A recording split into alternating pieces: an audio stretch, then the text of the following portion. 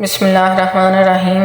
اللہ تعالیٰ نے ایک بستی پر عذاب کے لیے حضرت جبرائیل علیہ السلام کو بھیجا، لیکن ساتھ ہی جبرائیل علیہ السلام کو حکم دیا کہ ان کے علم کو ایک دفعہ پرکھ لینا، کیونکہ وہ اللہ تعالیٰ کے اسرار الہی کے راز چرا کر اس میں مداخلت کرتے تھے۔ اس کے علاوہ بھی اس قوم میں بہت سی برائیاں تھیں۔ یہاں ایک بات واضح کر دوں کہ حضرت عیسیٰ علیہ السلام کی پیدائش سے پہلے جنات ساتوں آسمان تک چڑھ جاتے تھے اور فرشتوں کی باتیں سن کر کاہنوں کو بتا دیتے تھے، اس لیے کاہن مستقبل کی خبریں دینے میں مشہور ہو جاتے تھے۔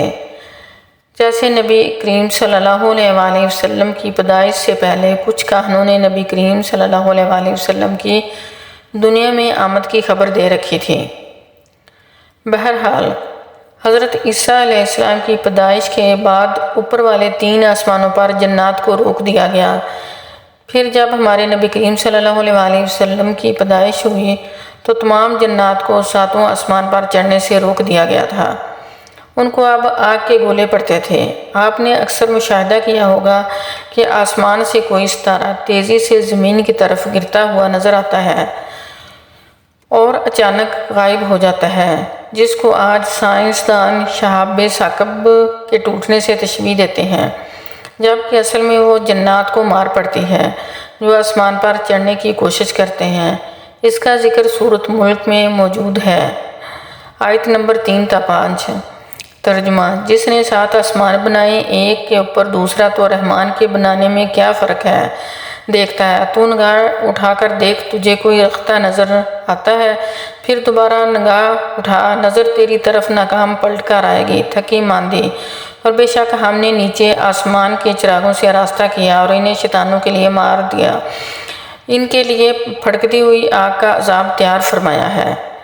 تو اس قدیم قوم کو برائیوں میں سے سب سے بڑی برائی ان کی یہ تھی کہ وہ اسرار الہی میں مداخلت کرتے تھے اور اللہ تعالیٰ نے ان کو ڈھیل دے رکھی تھی۔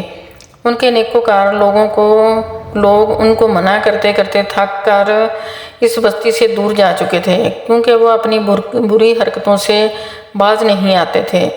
بحکم الہی حضرت جبرائیل علیہ السلام اس قوم کی بستی میں ایک انسانی شکل میں اترتے ہیں۔